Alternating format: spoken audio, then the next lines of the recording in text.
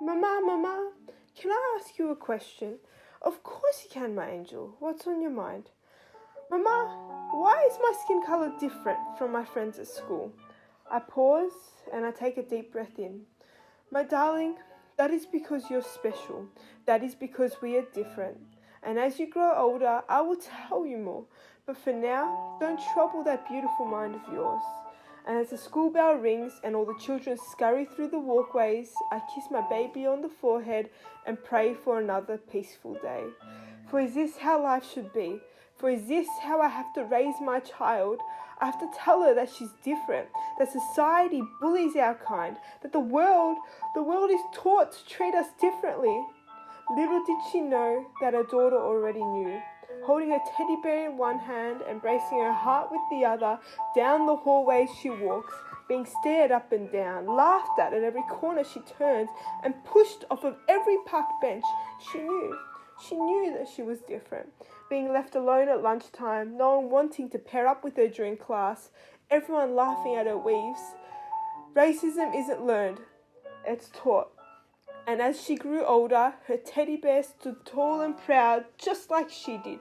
Picking up the sticks and stones that were thrown at her, she built a house. She built a house from all of their words and all of their hatred, and she turned it into a beautiful home. But no, this still wasn't good enough. This still wasn't good enough for us and our white skin, for us and our pathetic system. It's made from the hands of black people.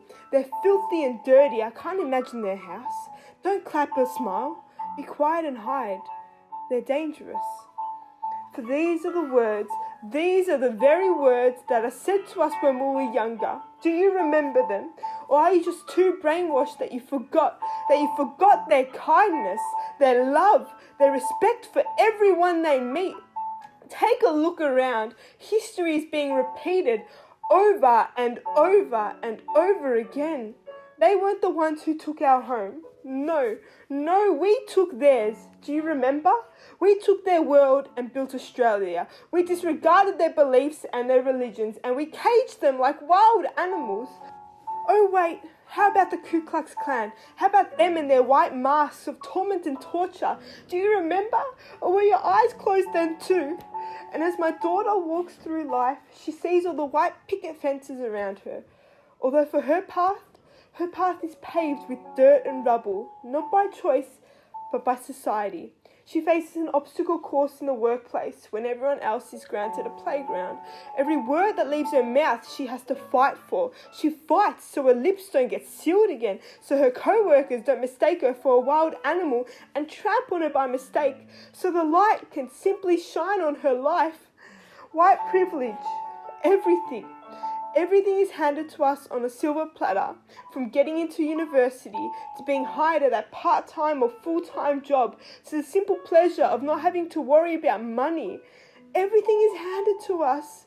Although for my dark-coloured angels, every step they take, it's as if they're carrying the weight of the world with them. Aren't they? And as my mother falls ill, I take her to the hospital.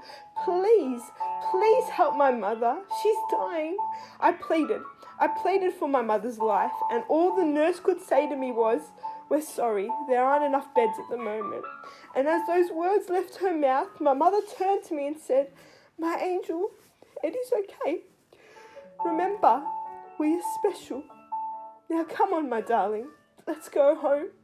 And as I took her hand, there we were in her room praying for another day, for another breath, for another chance at life. Mama, look at the TV. I come running into the lounge room and I see her watching the news. What I saw with my very own eyes, I couldn't believe it. But at the same time, I knew all too well. A police officer and his knee on top of a black man's neck. My heart instantly drops. Mama, why? My angel, it is because we are different. It is because we are special. But Mama, am I going to die that way? And with a tear falling from my eye, I instantly fall to my knees and pull her into me. My angel, I'm sorry. For I can't guarantee that. But what I can tell you is that each and every day I pray for a better life for you and your future. But Mama, what about you? What about you and your life? My sweet, sweet baby girl. It is too late for me. And as I grab my teddy bear and wander the streets of the place I call home, a tear falls from my eye, fires burning there, gas bombs being thrown here, shrapnel flying all over. This is not okay. This is not okay. We shouldn't have to fight for our freedom, for our right, for our life. And as I look at my teddy bear, oh teddy bear, you've seen it all through my mum, you've seen it all through me, and when I pass, may you see it all through my daughter, for may you be our signal of hope for a better future, and when peace is finally served, may you too rest well. Racism is not learned, it is taught, although what is there to teach?